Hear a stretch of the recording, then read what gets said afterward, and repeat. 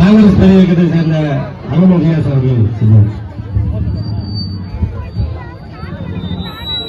India கூட்டணியின் சார்பாக இங்கு வருகை புரிந்துள்ள திராவிட முன்னேற்ற கழகத்தின் தமிழக முதல்வர், அனைவருக்கும் எடுத்துக்காட்டாக வாழ்ந்திருக்கக்கூடிய தளபதியார் அவர்களை பின்பற்றி வந்திருக்கக்கூடிய திராவிட முன்னேற்ற கழக உறவுகளுக்கும், இந்தியாவிலேயே ஜனநாயகத்தை பாதுகாப்பதற்காக போராடி கொண்டிருக்கக்கூடிய தலைவர் ராகுல் காந்தி அவர்களை பின்பற்றி வந்திருக்கக்கூடிய காங்கிரஸ் பேரியக்க தோழர்களுக்கும், சனாதனத்தை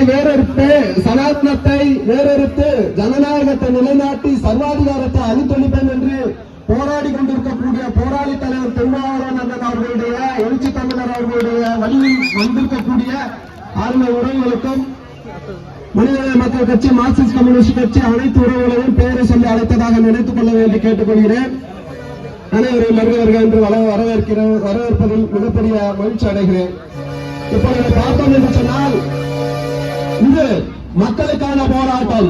இங்கு அமர்ந்திருப்பவர்கள் மக்கள், இவர்களுக்கான பிரச்சனைகளுக்கு எதிர்த்து நாங்கள் குரல் கொடுக்க வந்திருக்கிறோம்.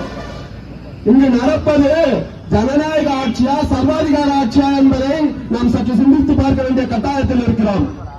தலைவர் அவர்கள் மன்மோகன் சிங் அவர்களுடைய ஆட்சி காலத்தில் இந்த திட்டத்தை அமல்படுத்த வேண்டும் என்று முடிவெடுத்த பொழுது, இப்பொழுது இருக்கக்கூடிய நரேந்திர மோடியின் பாசிச பாஜக போன்று அல்ல, தனித்து முடிவெடுப்பதற்கு அவர்கள் அல்ல, அனைவரும் கூட்டு சேர்ந்து முடிவெடுக்கக்கூடிய ஒரு கொள்கை கூட்டணியில் நாம் இருந்து கொண்டிருக்கிறோம் என்பதை நினைத்து பெருமைப்பட வேண்டும்.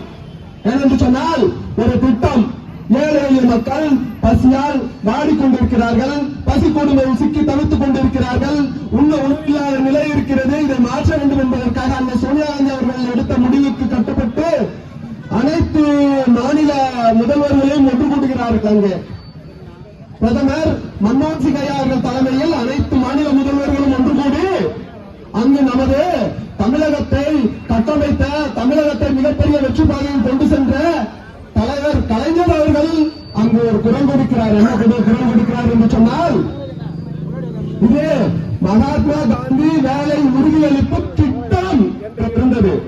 அந்த திட்டம் என்பதில் தலைவர் அவர்களுக்கு உடன்பாடு இல்லை, சிறிது கணக்கிறார் அப்படின்ற ஒண்ணு பிரதமரே பார்த்து தெரிந்து விட்டார். என்ன நினைக்கிறார் என்று சொன்னால், உங்களுக்கு ஏதோ இந்த திட்டத்தில் உடன்பாடு இல்லை என்று தெரிகிறது. மகாத்மா காந்தி இந்தியாவிற்காக போராடியவராச்சு, அதனால் அவருடைய பெயரில் ஏதாவது மாற்றம் வேண்டுமா என்று கேட்கும் பொழுது, வேண்டாம் வேண்டாம், மகாத்மா காந்தி பெயர் இருக்க வேண்டும் என்று சொல்கிறார்.